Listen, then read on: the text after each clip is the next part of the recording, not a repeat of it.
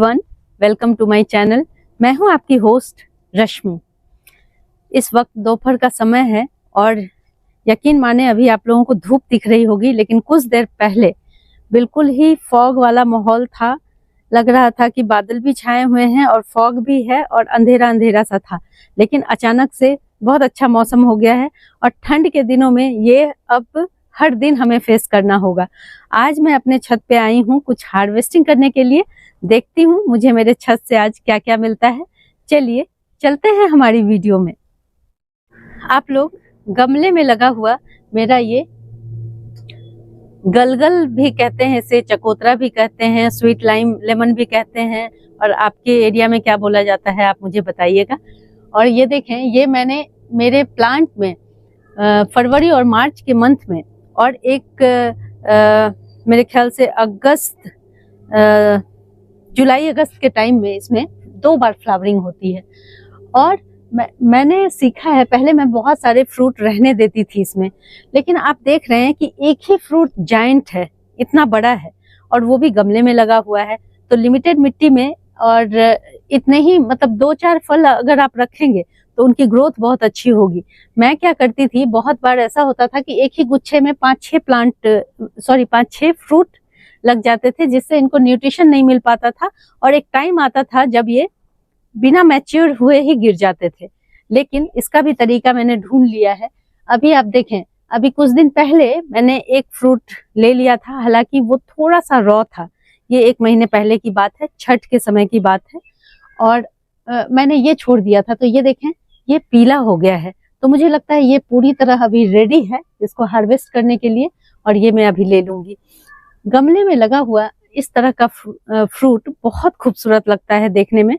अगर 3-4 भी आपके प्लांट में फल जाएं तो बहुत अच्छी बात है, लेकिन इसकी थिनिंग करनी जरूरी है। जितने फ्लावर आते हैं और जितने फ्रूट बनते हैं, आपको उसी समय डिसाइड कर लेना है कि कितने फ्रूट रखने हैं। कम फ्रूट रखें प्लांट के अकॉर्डिंग। और मैंने चूंकि इसकी प्रूनिंग भी कर दी थी, उस अकॉर्डिंग इसमें 2 ही फ्रूट इस बार लेने थे, इसलिए देखें। और देखें इसकी जो डंडी है बहुत मजबूत है। यहाँ से इसको काटना चाहूंगी, यहाँ से देखें, ये देखें बहुत बढ़िया ये बना हुआ है। थोड़ा सा इसका शेप डी शेप हो गया है हल्का सा, लेकिन फिर भी इतना बड़ा फ्रूट ये बहुत अच्छा है। ये मैंने ले लिया है।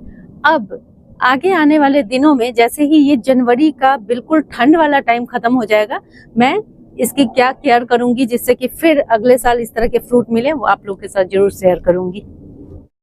मेरे जितने भी सिट्रस प्लांट मेरे छत पे हैं, तकरीबन सब में सबकी हार्वेस्टिंग हो गई है। और एक लास्ट ये लेमन का प्लांट था, जिसमें आज जब मैं सुबह आई तो देखिए मुझे ये 4 लेमन गिरे हुए दिखे हैं। और इसमें जो लास्ट था, अब मुझे ऐसा लग रहा है इसमें अगर आप नजदीक से देखेंगे तो इसमें छोटे छोटे फूल बनने की प्रक्रिया शुरू हो गई है। तो अब ये अपने पुराने फ्रूट्स को गिरा दिया है, हालांकि ये पूरी तरह से देखें पक गए हैं। और इस बार इनका साइज भी बहुत अच्छा हुआ है, इसमें छोटे बड़े हर तरह के मुझे फ्रूट मिले हैं। तो ये मेरे लेमन की लास्ट हार्वेस्टिंग है।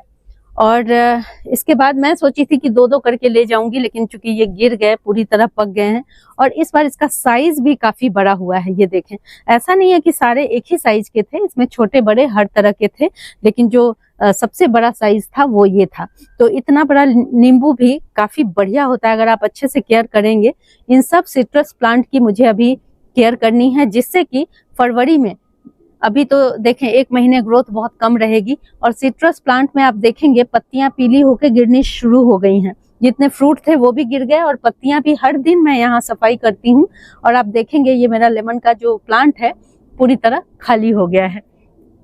तो ये रही आज की लेमन की लास्ट हार्वेस्टिंग। इस बार मेरे यहाँ इतने लेमन हुए थे कि तकरीबन मेरे जो किचन का खर्चा है लेमन का, वो बिल्कुल आराम से हो जाता है। मुझे मार्केट से लेमन लाने की जरूरत नहीं पड़ती।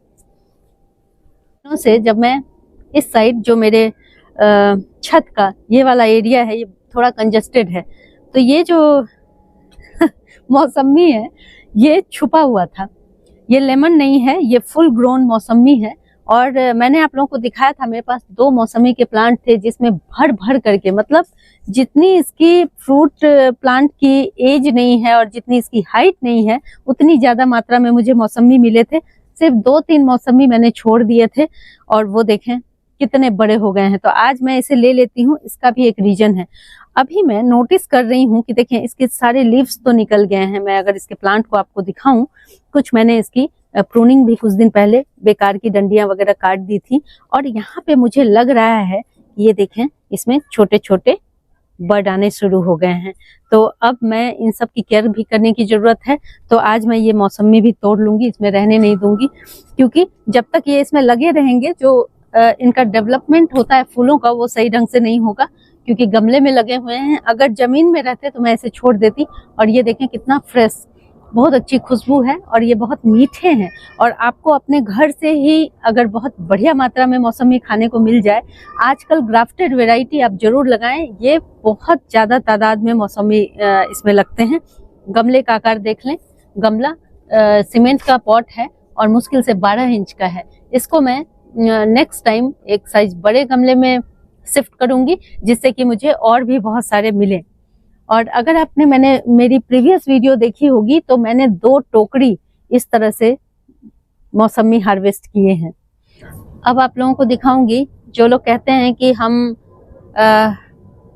पॉट में किस तरह से वेजिटेबल लगाएं, ये शायद उनके लिए है ये क्लिप। अगर हम कुछ नहीं लगा सकते तो सबसे अच्छी चीज है कि हम मूली लगा दें। और अगर आपको लगता है कि बड़ी वाली मूली के लिए भुरभुरी मिट्टी चाहिए, डेप्थ में गमला चाहिए, तो आज मैं आपको एक और मूली दिखा रही हूँ। जो रेड वाली मूली होती है वो आपने देखा होगा, वो बहुत मोटी ताजी लंबी नहीं होती है, छोटी छोटी मूली होती है। और एक रेड में ही गोल रेड मूली आती है जो बिल्कुल छोटे छोटे आकार की होती है। उसको आप उस सीड को कहीं भी लगा देंगे, मैंने लगाया हुआ है, मैं आप लोगों को दिखाऊंगी, कहीं भी लगा देंगे तो उसकी रूट इतनी शैलो होती है कि वो कहीं भी थोड़ी सी मिट्टी में हो जाते हैं। तो आपके पास सारे ऑप्शन हैं। तो आज मैं अपने जहां जहां भी मैंने मूलियां लगा रखी थी उन सब की हार्वेस्टिंग करूंगी, क्योंकि मुझे यही एक ऐसा क्रॉप दिखता है जो बहुत जल्दी तैयार होता है। तो क्यों ना हम भी, जिनको पेशेंस नहीं है गार्डनिंग में, सबसे पहले मूली लगाना शुरू करें। इससे आपको उसमें इंटरेस्ट बढ़ेगा। और देखें किस तरह से बहुत कम मिट्टी में, मुश्किल से 8 इंच का पॉट है और 8 इंच के पॉट में मैंने कुछ सीड लगा दिए थे। मिट्टी भी 8 इंच में 6 इंच मिट्टी होगी इसमें। तो देखिए मिट्टी भी कम है और सीड की क्वालिटी अगर आप अच्छी रखेंगे, देखें इतना जो मिट्टी का शेप है उसमें से भी थोड़ी सी रूट वाली जगह ही मिट्टी के अंदर थी, बाकी सारा पार्ट ऊपर निकला हुआ है। लेकिन इससे कोई मूली को फर्क नहीं पड़ा है और ये तकरीबन थोड़ी और बड़ी होगी, लेकिन साइज यही रहेगा। अब मैं देखती हूँ इसमें से कितने सारे मुझे मिलते हैं। देखें थोड़ा थोड़ा रूट ही मिट्टी के नीचे दबा हुआ है, बाकी सारी मूली बाहर है। तो ये जो कच्ची और इतनी बढ़िया, और इसमें भी हर तरह के साइज के हुए हैं, लेकिन मैं सारा निकाल लूंगी ताकि मैं दूसरा क्रॉप तैयार कर सकूं। यहाँ देखें ये कितनी बढ़िया, एक मुझे कुछ ज्यादा इसको लगता है खुराक इसको ज्यादा मिली है ये कुछ ज्यादा बड़ी हो गई है। ये देखें, मैं इसको धो के भी दिखाऊंगी, धुलने से इसका कलर और खूबसूरत निखर के आएगा। ये देखें बहुत बढ़िया। और इसका सबसे बड़ी बात है ये बहुत ज्यादा तीखी नहीं होती हैं। और देखें कभी कभी ऐसा होता है कि जगह है लेकिन ये मूली बन नहीं पाई है, आपके साथ भी ऐसा होगा, इसलिए 2-4 सीड एक्स्ट्रा लगाएं। ये देखें ये मूली बन नहीं पाई है और इसको रखने का कोई मतलब भी नहीं है, क्योंकि ये अब मोटी नहीं होंगी। तो इस तरह के भी कभी कभी जब आपके खराब सीड भी कभी कभी आपने देखा होगा आ जाते हैं, उसमें 2-4 सीड इस तरह के निकल जाते हैं जो मूली डेवलप नहीं हो पाती, बिल्कुल भी नहीं डेवलप हुई हैं। लेकिन मुझे देखें इतनी मूली मिली है बस इतने छोटे से पॉट से। तो मुझे लगता है कि अब आपको धीरे धीरे समझ आ रहा होगा कि हम किसी भी चीज को उसके अकॉर्डिंग, जैसे अब अगर इसी पॉट में मैं सफेद वाली बड़ी मूली लगाती तो मुझे बहुत बढ़िया रिजल्ट नहीं मिलता, मुश्किल से 2 या 3 मूली मिलते। लेकिन यहाँ पे देखें ये अच्छी हार्वेस्टिंग इसको कहेंगे।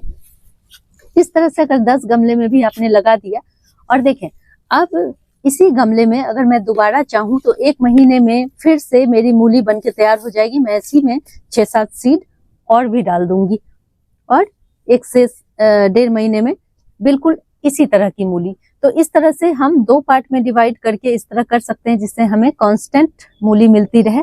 मैंने जो गोल वाली मूली लगाई है उसके सीड मैं आप लोगों को दिखा दूं, बहुत बढ़िया से।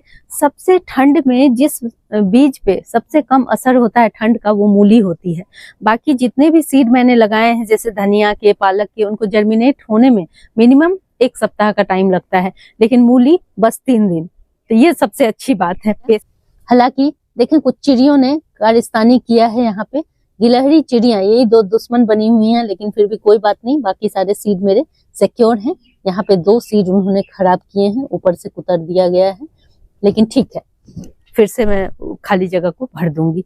और एक और मैंने लगाया था थोड़े टाइम के अंतराल पे, लेकिन उसको जब हम वॉल्यूम मिट्टी का ज्यादा रखते हैं तो हमें कोई भी क्रॉप ज्यादा मिलती है। अब आप लोग को दिखाती हूँ, आप लोग टब में भी लगा सकते हैं मूली। चलिए देखते हैं।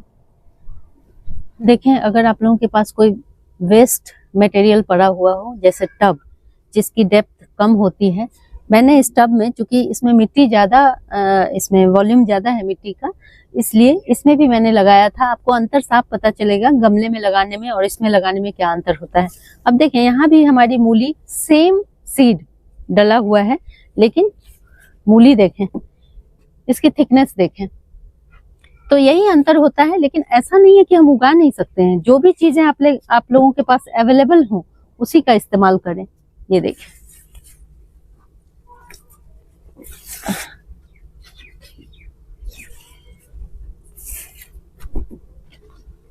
इस तरह से देखती हूँ कितने मूली। देखिए, इनका शेप भी अलग अलग है, कुछ लंबे हैं, कुछ इस तरह से गोल हैं। ये थोड़ा, ये देखें, ये लगता है मिक्स सीड उसमें था जिसकी वजह से ये इस तरह के दिख रहे हैं। लेकिन दोनों मैंने तकरीबन एक ही टाइम में थोड़े से 5-10 दिनों के अंतराल पे लगाया था।